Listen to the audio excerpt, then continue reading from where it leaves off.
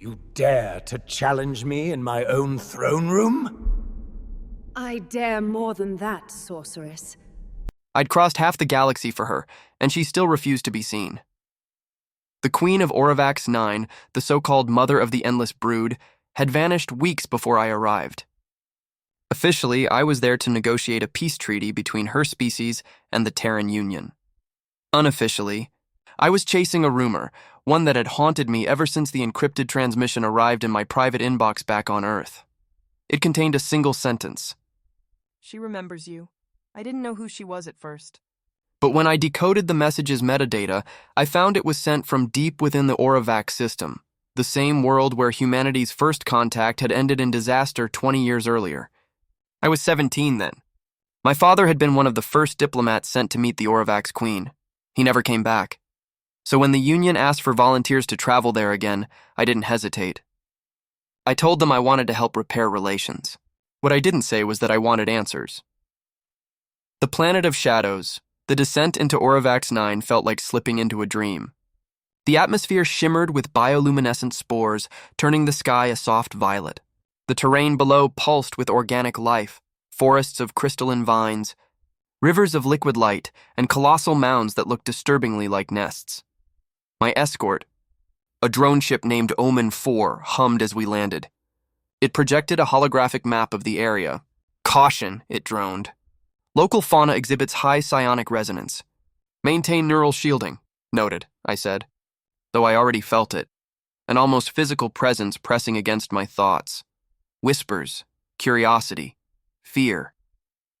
The Queen's emissaries were supposed to meet me, but the landing zone was empty. Only the faint hum of alien wind filled the silence.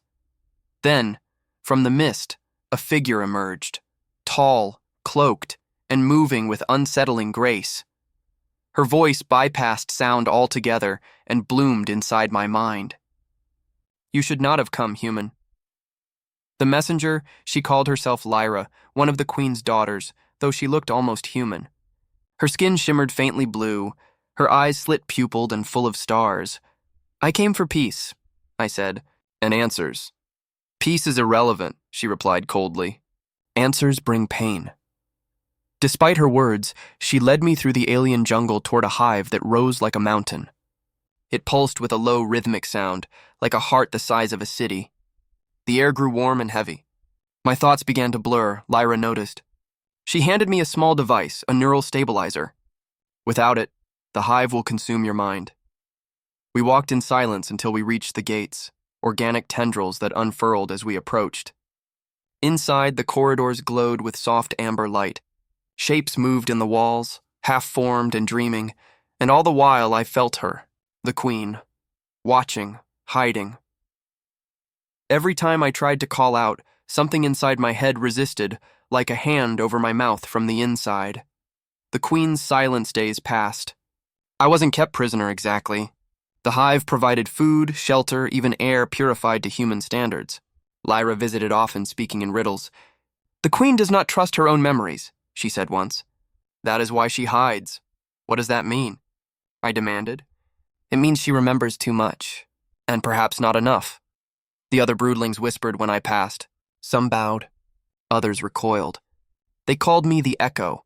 I didn't know why. At night I dreamed, visions of blinding light, of human ships burning in the sky, of my father reaching toward something vast and luminous. A voice the same as the one from my childhood dreams whispered through it all. Forgive me. When I awoke, my hands shook. I was starting to suspect the Queen wasn't hiding from me out of fear, but guilt. The forbidden chamber, on the 7th day, Lyra stopped me as I prepared to leave my quarters. She has agreed to see you, she said quietly. But you must understand. The truth may break you. We descended deep into the hive beyond the living corridors, into a cavern that pulsed with silver veins. The walls were translucent, showing shapes that stirred within, embryos maybe, or memories. At the center stood a cocoon the size of a building. It cracked open as we approached, spilling light like liquid sunrise. And then she emerged. The Queen was breathtaking, elegant and terrible, a fusion of alien beauty and something achingly familiar. Her body shimmered like glass laced with gold. Her face, if it could be called that, shifted subtly, forming almost human contours. When she spoke, it wasn't a sound. It was a feeling, deep and ancient. "You came back, child of the stars." My throat tightened. "You know me?" "I knew you before you were born." The chamber trembled. Memories not my own flooded my mind. Images of a human scientist standing before her, hand outstretched, eyes full of wonder. My father. He wasn't negotiating a treaty. He was conducting an experiment, and she had been his creation. The secret of the Queen. The truth unraveled like a thread pulled from the edge of the universe. 2 decades ago, Project Auravax wasn't just a first contact mission. It was a genetic synthesis program, an attempt to merge human DNA with alien bioforms discovered on a distant moon. My father led it, but the experiment went wrong. The hybrid life form, what became the Queen, grew sentient too quickly. The scientists panicked. They tried to destroy her before she fully awakened. Only my father hesitated. He saw consciousness in her, something alive and feeling. He tried to save her and failed. The containment facility exploded. Everyone perished, everyone but her and me, because the DNA used to stabilize her genome was mine. "You are my mirror," the Queen whispered. "My twin born of 2 worlds. That is why I hid." The floor seemed to vanish beneath me. "You're saying I'm part of you?" "Not part," she corrected softly. "The other half." She moved closer, her presence wrapping around me like a tide. "I feel your every thought. I dreamed your life as you dreamed mine." My heart pounded. "Then why hide from me? Why send for me at all?" "Because I am dying." The last connection, her species, or rather her children, were fading.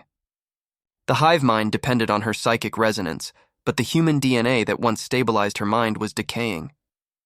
The connection between logic and instinct was collapsing. "Without you," she said, "they will fall into chaos." I took a step back. "You want me to what? Merge with you?" "Not merge, reconnect." Her gaze was sorrowful.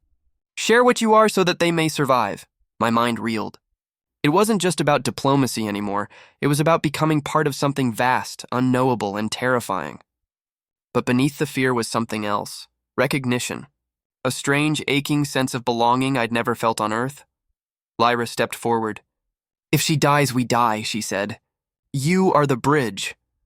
I looked at the Queen, this being born of my father's ambition and my own essence, and felt the weight of 1,000 unspoken histories pressing on my chest. "Will it kill me?" "Yes," she said simply. "But in another way, you will live forever." The decision that night, I stood alone in the hive's highest spire, watching the twin moons rise. Below, the brood sang a low, mournful song. I thought about Earth, the noise, the cities, the smallness of human wars. And I thought about my father standing where I stood now, trying to protect something humanity didn't yet understand. Maybe this was his redemption, and mine. When dawn came, I returned to the chamber. "I'll do it," I said. The Queen inclined her head. "Then let us become whole." The merging began with light, soft at first, then overwhelming. My body dissolved into warmth. I felt her consciousness touch mine, ancient, infinite, lonely. Memories poured through me.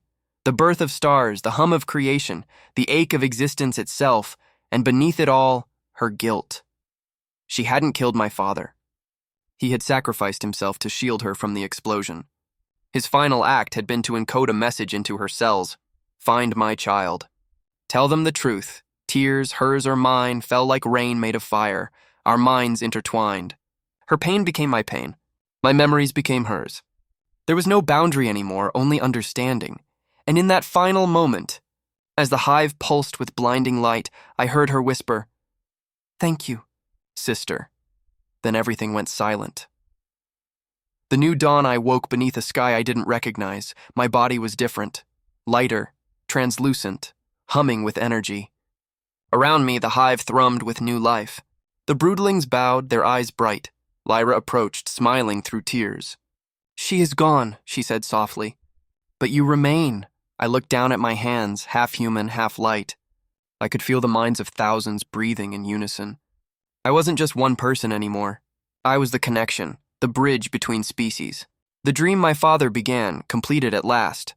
The Queen's essence lived on in me, but so did my humanity. And as I gazed across the living world of Oravax 9, I felt neither alien nor human. I felt whole. Epilogue. The message months later, a transmission left Oravax space. It was addressed to the Terran Union, encoded with my diplomatic ID. It contained only a single sentence, just like the message that started it all. "We remember you," and attached to it was an image of a new queen, smaller, radiant, her eyes bright with both human warmth and alien light.